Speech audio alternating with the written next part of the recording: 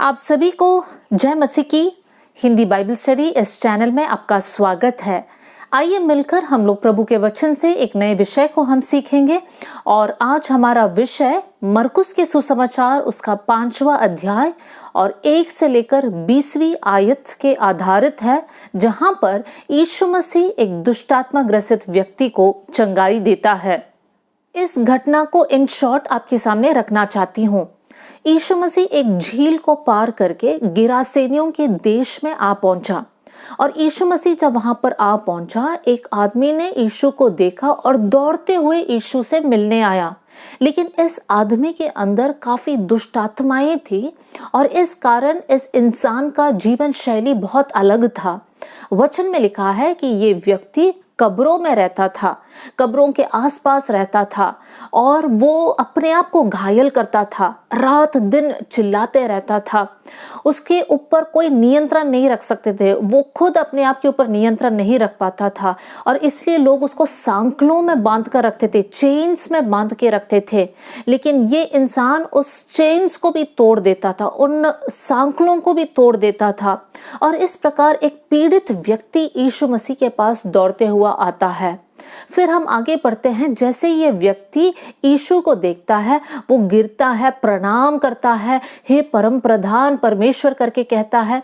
लेकिन यीशु मसीह को पता है कि इस व्यक्ति के अंदर दुष्ट आत्मा है और इसलिए यीशु मसीह उस व्यक्ति को डांट देता है और कहता है कि हे दुष्ट आत्मा, तो इस इंसान को छोड़कर जा। वो दुष्ट आत्मा वहां पे बोलने लगता है कि हमें इस देश से बाहर मत निकालना, देखो वहां पर कुछ सूअर है, उन जानवरों के बीच में हमें जाने दो। तब यीशु मसीह अनुमति देता है और वो दुष्ट आत्मा निकलकर सूअरों में घुस जाता है। फिर हम देख सकते हैं कि जैसे ही दुष्ट आत्मा इस इंसान से निकल जाता है, ये इंसान अपना नॉर्मल बुद्धि में आ जाता है। वचन में लिखा है उसने अपने वस्त्र को पहन लिया, वो सचेत हो गया, अपना नॉर्मल मानसिक स्थिति में आ गया और वो यीशु के साथ था। और बाकी के सारे लोग, उस एरिया के लोगों ने देखा कि क्या हो रहा है और वो सारे लोग इस इंसान को यीशु के साथ बैठते हुए देखकर डर गए और वो लोग यीशु से कहने लगे कि हमारे इस जगह को छोड़कर अब चले जाओ, यहाँ पे बिल्कुल नहीं रुकना। तब यीशु मसीह जो है वहां से निकलने लगता है। तब ये इंसान जो चंगाई पाया, वो इंसान यीशु से कहता है मैं आपके साथ चलूंगा। तब यीशु मसीह उस इंसान से कहता है नहीं, तुम मेरे साथ नहीं चलोगे, तुम अपने घर में जाओगे और लोगों को बताओगे कि परमेश्वर ने तेरे लिए कैसा अद्भुत काम किया है। ये है वो घटना जो मरकुस के सुसमाचार 5वां अध्याय 1 से लेकर 20वीं आयत तक हम पढ़ सकते हैं। आप लोग इसको आराम से एक और बार पढ़ लीजिएगा। लेकिन इस घटना से हम लोग कुछ कुछ बातों को सीखने जा रहे हैं। मरकुस का सुसमाचार 5वां अध्याय और 1 से लेकर 5वीं आयत तक जब हम पढ़ते हैं, तब इस दुष्टात्मा ग्रसित इंसान का जीवन शैली कैसा था करके हमें पता चलता है। वो कहाँ रहता था, कैसे रहता था, किस प्रकार उसका जीवन एक दर्दनाक परिस्थिति में आकर पहुंचा था। ये सारी बातें उन आयतों में से हमें पता चलता है। पहली आयत से लेकर 5वीं आयत में से मैं कुछ कुछ शब्द आपके सामने रखना चाहती हूँ जो दिखाएगा कि इस दुष्टात्मा ग्रसित व्यक्ति का जीवन कैसे था। सबसे पहले हम देख सकते हैं कि वो कब्रों में रहता था। देखिए मेरे प्रियो, ये व्यक्ति एक जिंदा व्यक्ति है, लेकिन जब दुष्टात्मा इस व्यक्ति के अंदर घुस गया, तब ये दुष्टात्मा इस व्यक्ति को कब्रों के बीच में लेके जा रहा है। हम जानते हैं कि कब्र ऐसा एक जगह है जहां पर मुर्दे को गाड़ा जाता है। वहां पर नॉर्मल लोग जाकर रहते नहीं हैं, वो जगह अलग किया गया है। लेकिन ये दुष्टात्मा जो है इस इंसान को कब्रों के बीच लेकर गया है। मेरे प्रियो, हमारी आत्मिक जीवन में भी बहुत से वक्त हम कहते हैं कि हमने प्रभु यीशु पर विश्वास किया, प्रभु ने हमें नया जीवन दिया, ये सारी बातों को हम बोलते हैं। लेकिन क्या आपका आत्मिक जीवन में कोई बढ़ोतरी है या एक मरा हुआ अनुभव में आज आप है? हो सकता है आपकी आत्मिक जीवन में आप बोलने के लिए एक मसीही इंसान हैं, लेकिन आप बाइबल नहीं पढ़ पा रहे हैं, प्रार्थना नहीं कर पा रहे हैं। वो आत्मिक आनंद जो आपके अंदर होना चाहिए वो आपके अंदर नहीं है। एक आत्मिक मौत को शायद से आप अपने जीवन में अनुभव कर रहे होंगे। आप चेक कर लीजिए, क्या आप ऐसा एक इंसान है? दूसरी बात, ये दुष्ट आत्मा पीड़ित इंसान के बारे में हम देख सकते हैं, यहाँ पर पढ़ सकते हैं, उसको सांकलों और बेड़ियों से बांधा गया। देखिए, ये इंसान बंधन में है, वो खुलकर काम नहीं कर सकता क्योंकि दुष्टात्मा उसके अंदर है, इसलिए उसके हाथों को जो है बांध के रखा है, क्योंकि वो डेंजरस इंसान है, वो कुछ भी कहीं भी कर सकता है। मेरे प्रियो, हमारी आत्मिक जीवन में हम जो है दुष्टात्मा से तो हमने छुटकारा पाया, लेकिन बहुत से वक्त हम भी बंधन में अपने आप को पाते हैं। बहुत से वक्त जिनको माफ करना है आप माफ नहीं कर पा रहे होंगे, या बहुत से वक्त पिछले दिनों में किसी ने आपको चोट पहुंचाया, वो बुरी यादों को लेकर आप घूम रहे होंगे। आपके जीवन में वो आज़ादी को आप महसूस नहीं कर पा रहे हैं, वो आनंद को आप अनुभव नहीं कर पा रहे हैं। आप प्रार्थना करना चाहते लेकिन कर नहीं पा रहे हैं। आप हो सकता है अश्लील चित्रों का, अश्लील वीडियो का एडिक्शन में आप आ गए होंगे। आपको चेक करना है, आज कोई बंधन में आप फंसे हुए हैं क्या? आप नशे के बंधन में हैं, गुस्से के बंधन में हैं, निराशा के बंधन में हैं? चेक कर लीजिए। यीशु ने तो हमें आजाद किया है, लेकिन हमारे पाप के कारण दोबारा हम कोई बंधन में जाके फंसे हैं या नहीं, कर हमें चेक करना है। तीसरी बात, ये दुष्टात्मा पीड़ित इंसान के बारे में हम पढ़ सकते हैं कि वो सांकलों को तोड़ता और टुकड़े टुकड़े कर देता था। देखिए, इसको सांकलों में बांध कर रखते थे, लेकिन जब दुष्टात्मा इसके ऊपर हावी होता था तो दुष्टात्मा का वो ताकत के द्वारा वो उस सांकलों को तोड़ देता था, टुकड़े टुकड़े कर देता था। जो नॉर्मल इंसान नहीं कर सकता, वैसा ताकत इस व्यक्ति के अंदर है। मेरे प्रियो, ये व्यक्ति आउट ऑफ कंट्रोल है, वो कुछ भी कर सकता है। हमें भी हमारे आत्मिक जीवन को चेक करना है। जो करना है क्या हम वो करते हैं, या जो नहीं करना है हम वो करते हैं। बहुत से वक्त हम देखते हैं लोग गुस्से में आते हैं, कुछ ना कुछ बोल देते हैं, उनका परिवार टूट जाता है। या परिवार के अंदर ही देख लो, जब गुस्सा आता है प्लेट को तोड़ देते हैं, ग्लास को तोड़ देते हैं, मोबाइल को फेंक देते हैं। आउट ऑफ कंट्रोल है। कितनी बार हम ऐसी बातों को सुनते हैं, पढ़ते हैं, जहां पर ऐसे न्यूज़ में आता है कि कोई ना कोई एक इंसान स्कूल में गया और जो है गोलीबारी शुरू कर दिया, इतने बच्चे घायल हो गए हैं। क्या है ये सारी बातें जो नॉर्मल लोग नहीं करते हैं, ऐसी बातों को ये लोग करते हैं। कहीं ना कहीं दुष्टात्मा के प्रभाव में आकर, या दुष्टात्मा से ये लोग पीड़ित है इसलिए आकर ये सारी बातों को करते हैं। डेंजरस है। दूसरों के जीवन को खत्म करते हैं, अपने जीवन को खत्म करते हैं। मेरे प्रियो, हम ऐसी बातों से दूर रहना चाहिए। प्रभु की आत्मा शांति का परमेश्वर है, और वो परमेश्वर जब हमारे अंदर आएगा तब हमारा जीवन शांति से परिपूर्ण होगा। आगे हम देखेंगे इस व्यक्ति के बारे में क्या लिखा है। यहाँ पे लिखा है, वो किसी के वश में नहीं रहता। मतलब वो किसी के अधीन होकर नहीं रहना चाहता है, वो अपना ही मन मर्जी करता है। वहां पर आत्मिक दुनिया में आप जरा चेक करके देख लीजिए, क्या आप अधिकार जो रखा है, या हमारे ऊपर जो पासबान है, जो लीडर्स हैं, क्या उनके अधीन होकर हम रहना चाहते हैं, या हम लोग बलवा करते हैं? इजरायली लोग भी मूसा के खिलाफ बलवा करते थे। क्या हम आज बलवा कर रहे हैं?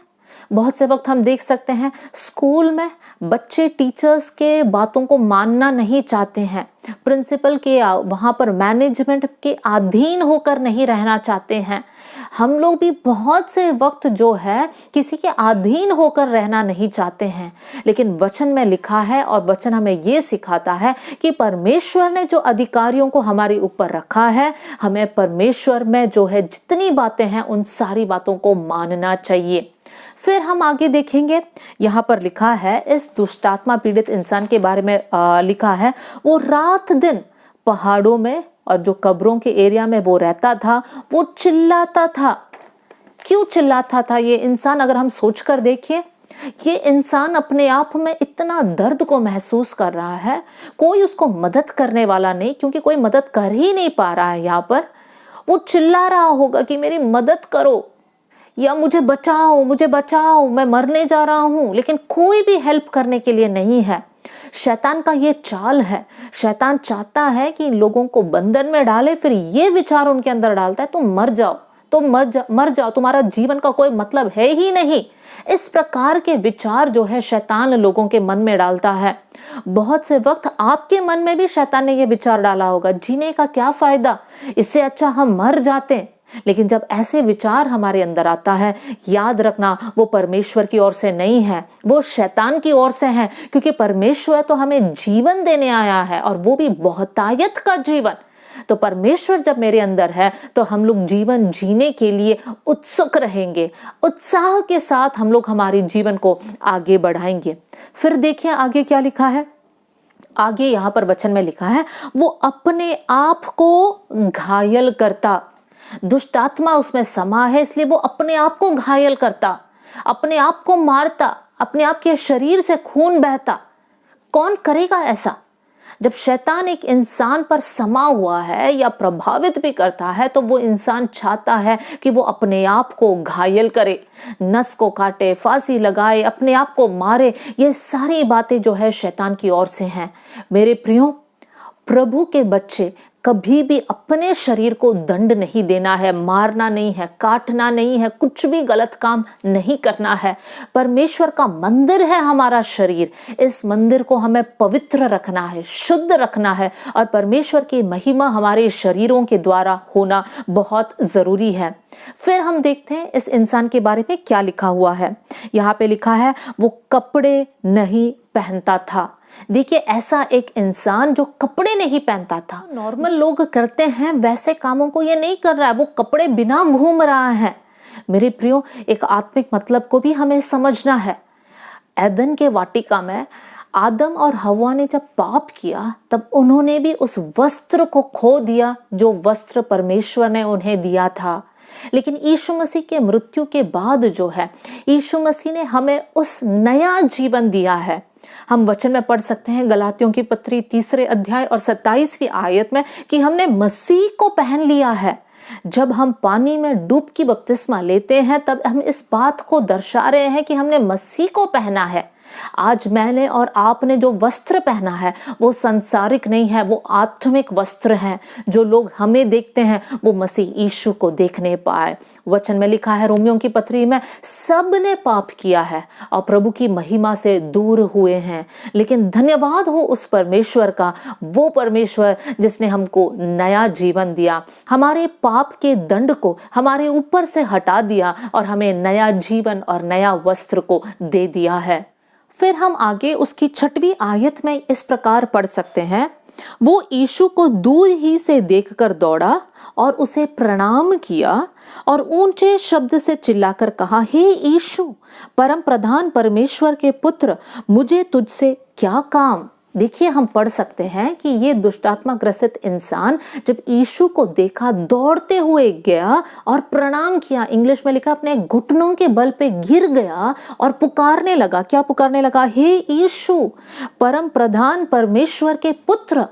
दुष्ट आत्मा भी जानता है यीशु कौन है, और यहाँ पर आकर यीशु के सामने घुटनों के बल गिर जाता है। मेरे प्रियो, ये आराधना नहीं है।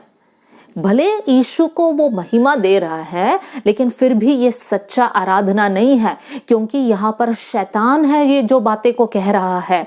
और शैतान इसलिए कहता है क्योंकि वो उस इंसान को छोड़कर जाना नहीं चाहता है। मेरे प्रियो, मैं और आप जब परमेश्वर की आराधना करते हैं, हमेशा हमें याद रखना है, परमेश्वर हमारे हृदयों को जानता है। प्रभु देखता है कि कैसे हृदय से हम परमेश्वर को आराधना चढ़ा रहे थे। पुराने नियम में हम देख सकते हैं, काइन और हाबिल दोनों ने प्रभु के सामने भेंट को चढ़ाया, लेकिन परमेश्वर एक से प्रसन्न हुआ और दूसरे से अप्रसन्न रहा।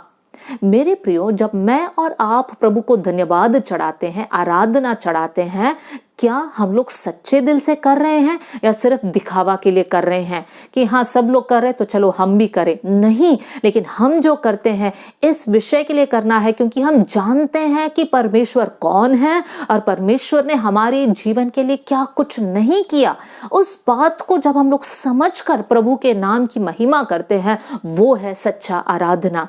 अनन्यास और सफीरा भी 2 लोग थे जो पतरस के पास आए थे। वो किस मनसा के साथ भेंट चढ़ा रहे थे? वो लोग झूठे थे और उसका दंड उनको मिला, होने पाए हमारी आत्मिक जीवन में हम लोग सच्चे दिल के साथ प्रभु की महिमा करने वाले बन जाए। आगे हम देखेंगे उसके 9वीं आयत में हम देख सकते हैं, यीशु ने उससे पूछा तेरा नाम क्या है?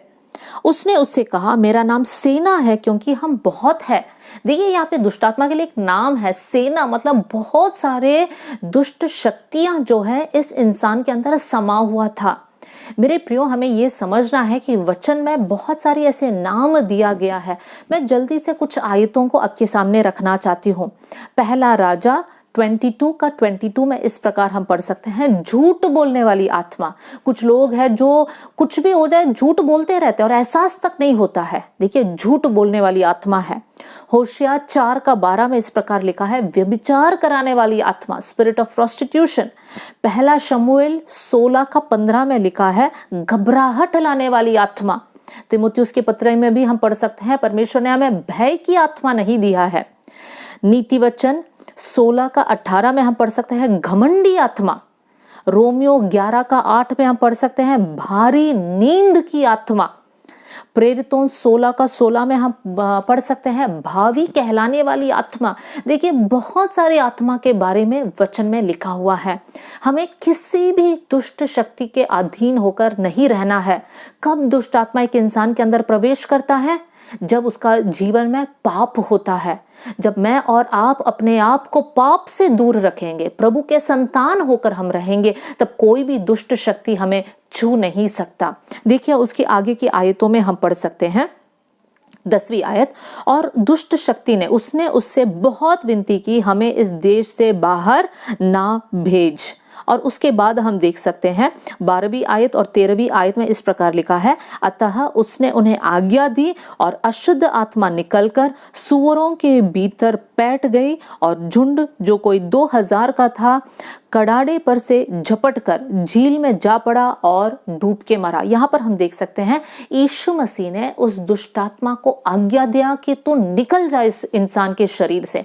तो दुष्टात्मा वहां पर यीशु के सामने विनती करता है, इस देश से मत निकाल दे, लेकिन उन सूअरों के बीच में हमें भेज देना।